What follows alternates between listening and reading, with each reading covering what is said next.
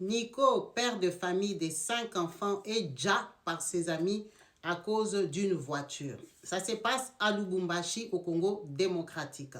Nico, ici en photo, est un monsieur qui vit en Afrique du Sud, à Cape Town, résident de ce pays depuis plusieurs années avec sa famille. Dans son histoire, on parle plus de sa maman. Donc, il a toute sa famille là-bas. Il s'est marié. Il a eu 5 enfants lui-même. À ce jour, il a 2 enfants au Canada. On parle de sa fille qui est au Canada. Monsieur Nico a donc décidé de faire des affaires de vente de voitures achetées à Durban, en Afrique du Sud, pour aller vendre à Lubumbashi, au Congo démocratique. Pour un début, il avait intéressé ses amis. On parle de plusieurs amis. Il avait intéressé ses amis pour qu'ils mettent l'argent ensemble et commencent des business. Personne n'avait cru en son commerce. Personne n'avait cru parce que c'était un risque d'acheter, aller avec un Lubumbashi. Vous n'avez pas de clients qui vous attendent là-bas. Et si vous ne vendez pas, vous allez bloquer l'argent. Courageux, il a commencé son business seul. 2 voitures, il part à Lubumbashi. Il a vendu, il a eu les contacts. Il a compris les terrains. Il est revenu. Il a commencé à faire des tractions. Il est parti comme ça. Il a évolué jusqu'à ce que ses amis ont vu que son business marche. Ils ont voulu maintenant le rejoindre. Dans cette histoire, on parle de 4 amis qui n'ont pas été cités officiellement par son épouse. Donc, ces 4 amis ont mis l'argent ensemble pour le rejoindre dans les business. Ils ont acheté 3 voitures. Alors, ce n'est pas détaillé si c'est 3 voitures chacun ou c'est 3 voitures pour les 4 amis. Ce qui est sûr, ils ont mis l'argent. Quand ils font leur conteneur, leur track pour amener les voitures à Lubumbashi, c'est quand Nico dit à sa femme que ça fait longtemps que tu n'as pas été au Congo. En fait, tu n'es jamais retourné voir tes parents. Pour ce voyage, tu peux venir avec moi à Lubumbashi. Comme ça, tu vois aussi Lubumbashi, c'est très joli. C'est comme la Zambie. Ce n'est pas comme Kinshasa. Et de Lubumbashi, tu vas aller à Kinshasa visiter tes parents. Donc, son épouse vient avec lui et leur bébé, leur enfant cadet.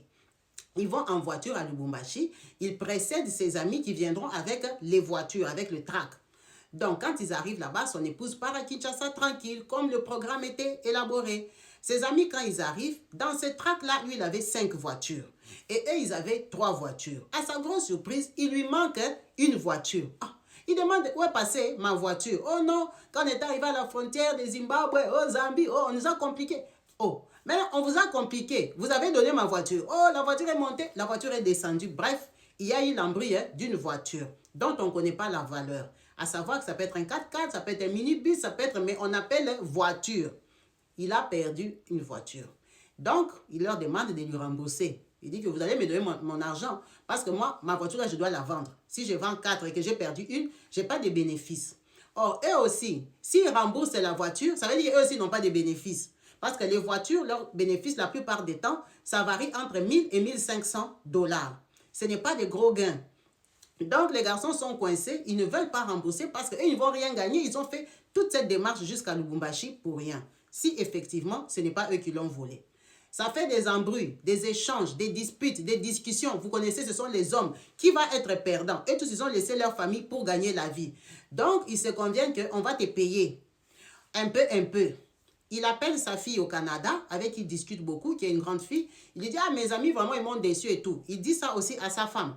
Le fameux jour, ses amis l'ont appelé pour lui dire que non, viens à tel endroit à l'hôtel, on va te donner une partie. On ne peut pas te donner l'argent de toute la voiture. En confiance, ils sont 4. Ils viennent de l'Afrique du Sud, ils se connaissent. Donc, il part.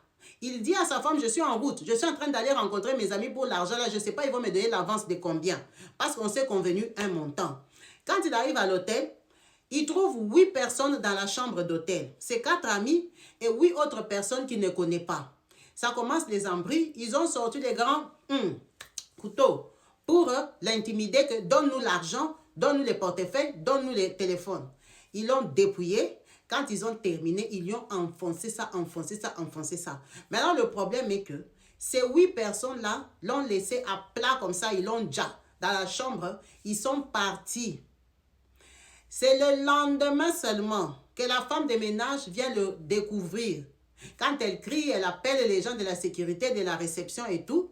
On vient de découvrir que parmi les 9 personnes, il y en avait 8 qui étaient partis, 1 était resté.